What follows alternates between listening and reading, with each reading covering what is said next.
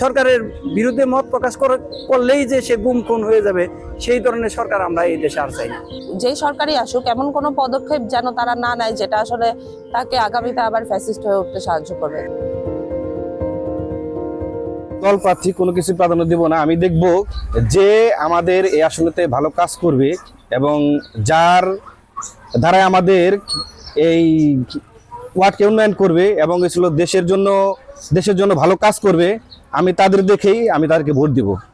আমার প্রত্যাশা এই দেশে যেন কোনো দেশে বিশৃঙ্খলা না হয় এবং দেশের মানুষগুলো যেন সুখে শান্তিতে বসবাস করতে পারে এবং আমাদের দেশে রাস্তাঘাট এবং এগুলো আশেপাশে যেই খারাপ পরিস্থিতিগুলো আছে এগুলা দেশের সরকারকে যেন সুষ্ঠুভাবে দেখে এবং দেশটাকে পরিচালনা করে। এবার প্রচারণার ভিতরে আমি যেটি লক্ষ্য করেছি সেটি হচ্ছে কোনো বাড়তি কোনো ঝামেলা নাই।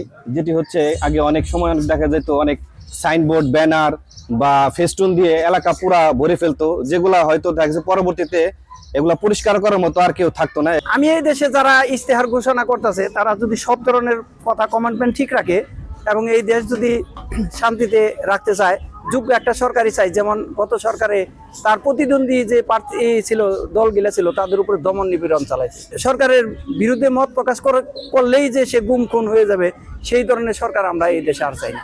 নতুন ভোটার হিসেবে আগামী সরকারের কাছে প্রত্যাশা একটাই থাকবে যে এমন কোনো পদক্ষেপ যেন, যেই সরকারই আসুক এমন কোনো পদক্ষেপ যেন তারা না নেয় যেটা আসলে তাকে আগামীতে আবার ফ্যাসিস্ট হয়ে উঠতে সাহায্য করবে। কারণ আমরা জুলাইয়ে আমার ভাইরা রক্ত দিয়েছে, আমার প্রায় আহত জুলাই যোদ্ধা রয়েছে, তাদের যেই ত্যাগ, সেই ত্যাগের সাথে বেইমানি করবে এরকম কোন সরকারকে আমি আগামীতে দেখতে চাই না। তো আমার আগামীতে যেই সরকারই আসুক না কেন, সেই সরকার এই শহীদদের রক্তের সাথে ন্যায় করবে, এটাই আমার আশা।